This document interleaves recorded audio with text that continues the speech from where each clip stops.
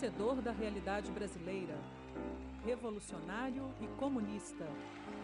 Ele é um dos maiores símbolos dos ideais socialistas no Brasil. O Cavaleiro da Esperança foi um dos políticos mais perseguidos do século XX. Suas marcas continuam refletindo na sociedade. Viva o Brasil, livre, unido, democrata e progressista.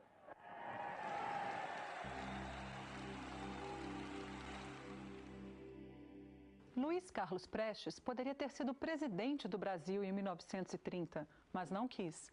O cargo, naquele contexto, iria contra seus ideais políticos.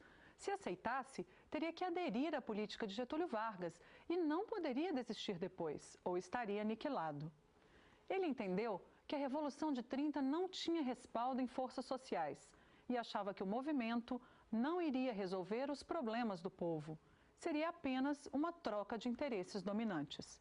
Prestes foi o único político na história do Brasil que, tendo tudo, né, para estar inserido e solidário com a classe dominante, não viu?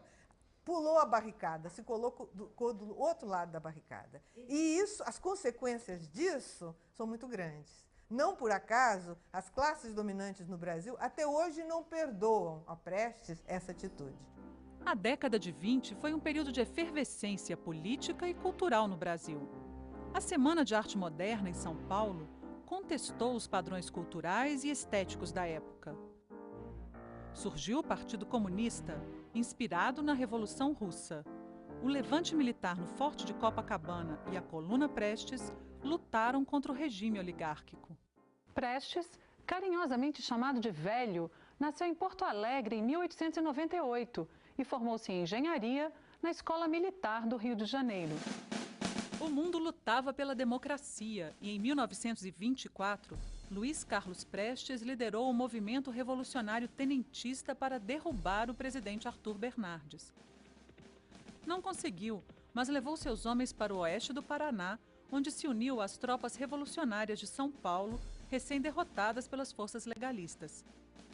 Assim surgiu, em 1925, a Coluna Prestes, maior marcha militar conhecida que abalou a República Velha e jamais foi vencida.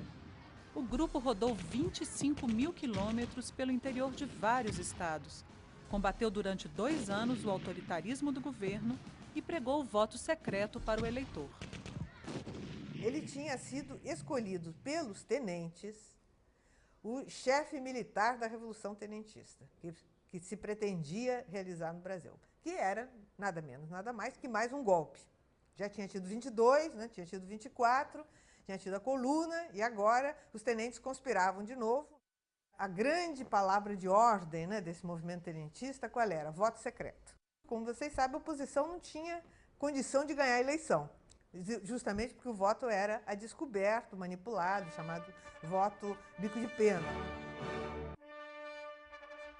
Em 1931, foi morar na União Soviética, onde estudou marxismo e ingressou no Partido Comunista Brasileiro.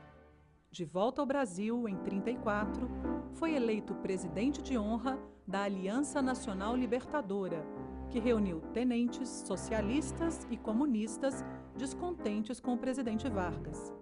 Em 1935, um manifesto incendiário do grupo exigiu o fim do governo. O acontecimento foi chamado de Intentona Comunista. Depois do fim da Segunda Guerra Mundial, Vargas negociou a realização de uma Assembleia Constituinte. Prestes foi eleito senador da República e apoiou o movimento de Getúlio, apesar de ser um dos seus maiores inimigos. O objetivo do seu apoio foi acelerar o processo de democratização e os trabalhos da Constituinte. A nova Constituição foi assinada em 1946.